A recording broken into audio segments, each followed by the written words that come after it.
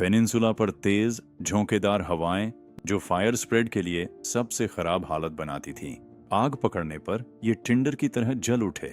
इन सब के ऊपर मल्टी डायरेक्शनल विंड्स ने इस स्थिति को बदल दिया एक कॉन्फ्लिग्रेशन सिनारियो में, जहां आग कंटेनमेंट से तेज फैलती है। जापान के सागानो सेकी में एक भीषण आग ने तबाही मचा दी, जिसने पूरे शहर को अपनी चपेट में ले लिया। 18 नवंबर 2025 की शाम जापान के सदर्न कोस्ट पर बसा एक शांत फिशिंग कम्युनिटी सगानो सेकी अपनी जिंदगी का सबसे डरावना नाइटमेयर देखने वाला था। हिस्टोरिक सगानो सेकी डिस्ट्रिक्ट में लगी एक छोटी सी आग कुछ ही घंटों में जापान की हाफ सेंचुरी की सबसे बड़ी अर्बन फायर बन गई। 170 से ज्यादा बिल्डिंग्स नष्ट हुई, 49,000 स्क्वायर मीटर्स जल गया। 175 रेजिडेंट्स अपने घर छोड़कर भागने पर मजबूर हुए। जापान के क्यूशू आइलैंड पर स्थित हिस्टोरिक फिशिंग पोर्ट सागानो सेकी, यह डिस्ट्रिक्ट पोंगो चैनल का सामना करता है, जहां फिशरमैन पीढ़ियों से ट्रेडिशनल वन लाइन फिशिंग का इस्तेमाल करते आए हैं। Narrow winding streets, traditional wooden houses, कई घर जेनरेशंस पुराने थे। टूरिज्म यहाँ की दूसरी बैकबोन थी। Scenic beauty, fresh sea food, coastal Japanese life.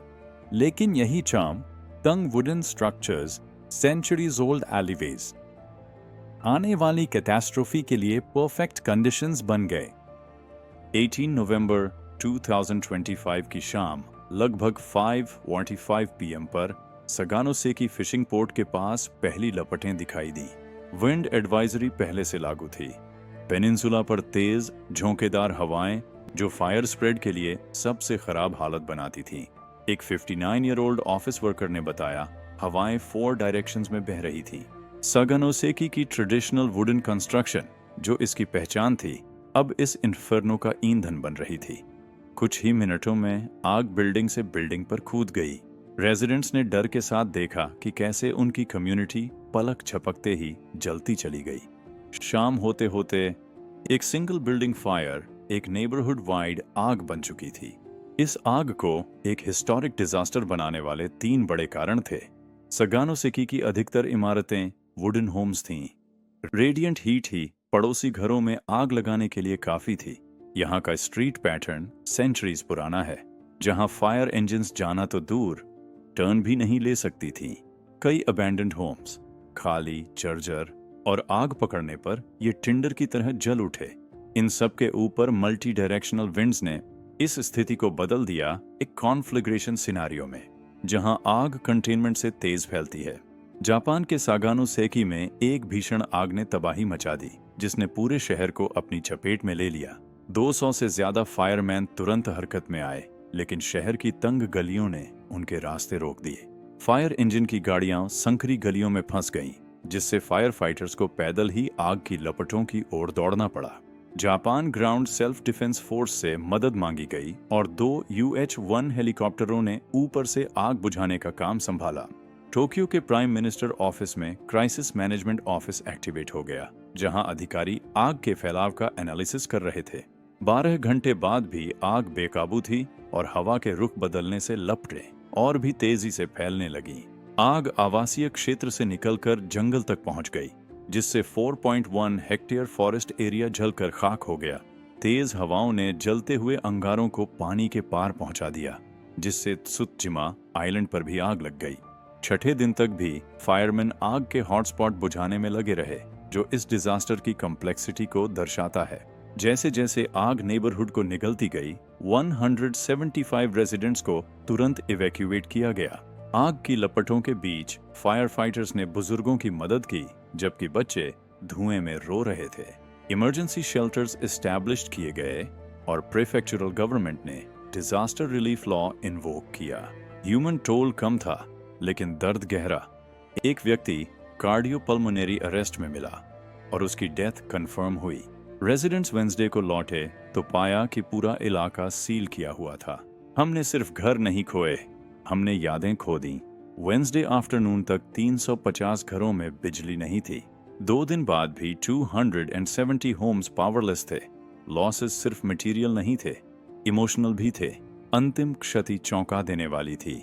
170 plus buildings destroy या बैडली डैमेज हुई। Charred steel frames extreme heat से ट्विस्ट हो गई और timber houses black ash piles में बदल गए। बर्न्ड एरिया लगभग 49,000 स्क्वायर मीटर्स, लगभग 7 फुटबॉल फील्ड्स के बराबर था। कुछ पूरी तरह राख बन गए, कुछ चार्ड स्केलेटल फ्रेम्स में बदल गए। Restaurants, sea food shops, camellia oil और खूरों में सीवीड वाली दुकानें, गेस्ट हाउसेस सब नष्ट या अनसेफ घोषित हुए। फिशिंग पोर्ट स्ट्रक्चरली सेफ था, लेकिन उसके चारों तरफ तबाही ही तबाही थी। रिकवरी में महीने नहीं, सालों लगेंगे। यह डिजास्टर एक बड़ा सवाल उठाता है। जापान, दुनिया के सबसे एडवांस्ड और सेफ्टी कॉन्शियस देशों में से एक, इतनी कैटास्ट्रॉफिक अर्बन फायर से कैसे जूझ सकता है? Modern Japanese buildings, sprinkler systems, fire doors, smoke ventilation लगभग फायर प्रूफ किलों की तरह बनाए जाते हैं, लेकिन यहाँ एक डेंजरस गैप है। जापान का नया अर्बन डेवलपमेंट तो वर्ल्ड क्लास है, पर हजारों पुराने नेबरहुड्स एक रेगुलेटरी ग्रे जोन में फंसे हुए हैं। ये डिस्ट्रिक्ट्स मॉडर्न फायर कोड्स से पहले के हैं। तंग streets, wooden structures, centuries old layouts, outdated infrastructures. Residents modern standards पर rebuild कर ही नहीं सकते। Plots tiny हैं, reconstruction expensive है और cultural resistance strong है। इससे पैराडॉक्स बनता है, जापान आज के लिए अल्ट्रा सेफ है, पर उसका past wooden rural Japan fire के लिए बेहद वल्नरेबल है। जापान हर साल 1000 से ज्यादा वाइल्ड फायर्स देखता है, ज्यादातर छोटे रूरल इंसिडेंट्स। पर सगानोसेकी जैसा large scale urban fire rare है और इसी रेयरिटी की वजह से सिस्टम्स ऐसे इवेंट्स के लिए ऑप्टिमाइज्ड नहीं हैं। 2016 में इटोइगावा फायर, 147 बिल्डिंग्स जले, 40,000 स्क्वायर मीटर्स एरिया, पर डेथ्स शून्य थी। जल्दी एक्शन, कम डेंसिटी और तेज इवैक्यूएशन ने फर्क डाला। पहला, पॉपुलेशन घटना मतलब फायर रिस्क बढ़ना, अबैंडन्ड होम्स फ्यूल बन जाते हैं। दूसरा, traditional layouts modern fire fighting के लिए डेथ ट्रैप, फायर इंजन्स तंग गलियों में घुस नहीं सकती। तीसरा, विंड कंडीशंस मतलब अनकंट्रोलेबल स्प्रेड, वेदर फोरकास्टिंग और प्री एम्प्टिव इवैक्यूएशन जरूरी है। चौथा, हेरिटेज बनाम सेफ्टी, जापान को प्रिजर्वेशन और फायर रेजिलियंस को बैलेंस करना होगा। स्प्रिंकलर्स, फायर ब्रेक्स और रेट्रोफिटिंग जैसी अप्रोचेस चाहिए। एक्सपर्ट्स नेशन वाइड रिव्यू की मांग कर रहे हैं। लक्ष्य है अगला सगानोसेकी रोकना, इससे पहले कि आग लगे। डिजास्टर के तुरंत बाद प्राइम मिनिस्टर सनाए तकाइची ने कॉम्प्रिहेंसिव गवर्नमेंट सपोर्ट का वादा किया। प्रीफेक्चरल और म्यूनिसिपल गवर्नमेंट्स ने इमरजेंसी रिस्पांस हेडक्वार्टर्स बनाए और रिकवरी टास्क फोर्सेस तैनात की। डिस्प्लेस्ड रेजिडेंट्स को financial assistance, temporary housing, living expenses, rebuilding support सब अनाउंस किया गया। लेकिन असली चैलेंज इससे आगे है। बहुत से रेजिडेंट्स, खासकर elderly home owners, government help के बावजूद रीबिल्डिंग अफोर्ड नहीं कर पाएंगे। इंश्योरेंस अक्सर फुल रिप्लेसमेंट कॉस्ट कवर नहीं करता। और बड़ा सवाल यह है, क्या फिर वही वुडन लेआउट वापस बनाया जाए या नेबरहुड को रीडिजाइन कर सेफ्टी बढ़ाई जाए? टूरिज्म कोलैप्स सबसे पेनफुल है। सागानोसेकी की ट्रेडिशनल चार्म अब राख बन चुकी है। लोकल बिजनेसेस भी क्राइसिस में हैं। बोट्स तो हैं, बट मार्केट्स, कस्टमर्स, रेस्टोरेंट्स सब जल गए। रिकवरी फिजिकल इंफ्रास्ट्रक्चर की नहीं, कम्युनिटी ट्रस्ट और आइडेंटिटी की रिबिल्डिंग भी है। यह एक लॉन्ग टर्म जर्नी होगी, सालों की।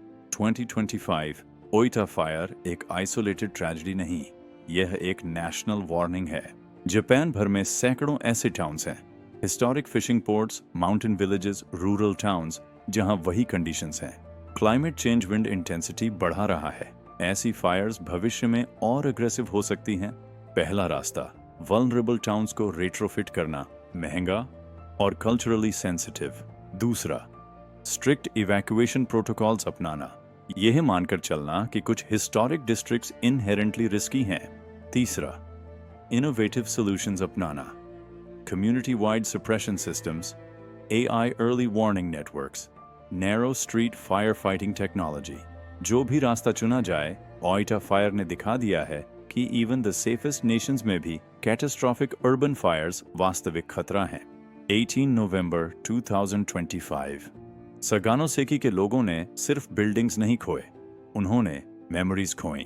जनरेशंस ओल्ड बिजनेसेस अपनी कम्युनिटी का फिजिकल हिस्ट्री खो दिया, लेकिन सब कुछ नहीं गया।